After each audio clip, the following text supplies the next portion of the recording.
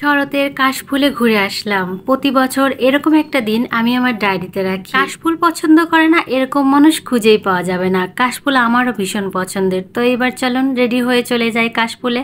এই তো মা মেয়ে রেডি হয়ে বের হয়ে গেছি কাশফুলের উদ্দেশ্যে, আর চলেও এসেছি। এত সুন্দর লাগছিল পরিবেশটা, খুবই ভালো লাগছিল। আর মা মেয়ে একদম ম্যাচিং ম্যাচিং করে শাড়ি পরে নিয়েছে। আমার মনে হয় প্রতিটা মেয়েরই স্বপ্ন থাকে তার পুতুলের মতো ছোট্ট একটা মেয়ে হবে, তাকে সে মনের মতো করে সাজিয়ে গুছিয়ে রাখবে। আমার ক্ষেত্রেও কিন্তু বিষয়টা ভিন্ন। আমি একটা কাশফুল তুলে তাকে প্রপোজ করছিলাম, সে তো আমাকে পুরো রিজেক্ট করে রেখে চলে গেছে। তো খুবই কষ্ট লাগছিল।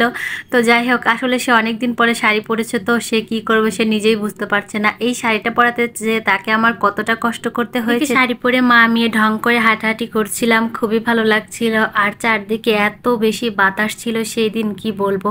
আর বাতাসের জন্য চুলগুলোকে একদমই ঠিক রাখতে পারছিলাম না। কিন্তু আমার মেয়ে মহা খুশি, সে শাড়ি পরে এত সুন্দর হাঁটতে পারবে আমি কখনো ভাবতেই পারিনি। কিন্তু সে অনেক মজা করে হাঁটছিল।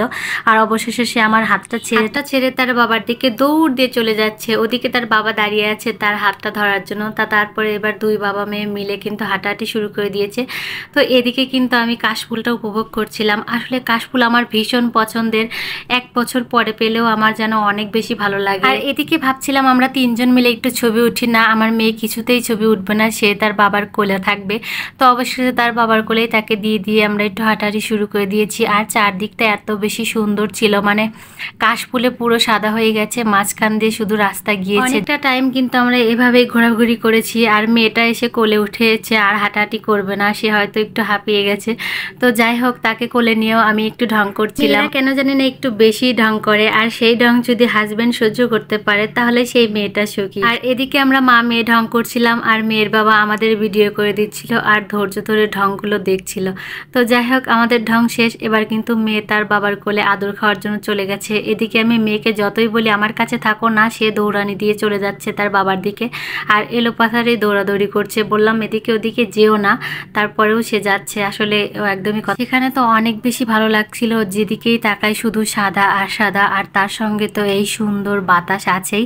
আর এই রাস্তাগুলো হাঁটতে যে কি ভীষণ ভালো লাগছিল। কাশফুলে ঘুরতে এসে আমাদের সঙ্গে এমন একটা ঘটনা ঘটবে আসলে কখনো ভাবতেই পারিনি। হঠাৎ করেই কিন্তু মানে বৃষ্টি শুরু হয়ে যায়। আমরা যখন বাসা থেকে বের হয় তখন কিন্তু অনেক বেশি রোদ ছিল, কিন্তু হঠাৎ করে কোথা থেকে যেন মেঘ এসে বৃষ্টি শুরু হয়ে যায়। আসলে শরৎকালে মনে হয় এমনই হয়। আর এদিকে কিন্তু মেয়ের বাবা মেয়েকে ঘুমটা দিয়ে রেখেছে যেন মেয়ের গায়ে বৃষ্টির ফোঁটা না লাগে। আসলে মেয়ের বাবারা মেয়ের দিকে একটু কেয়ারিং বেশি হয়।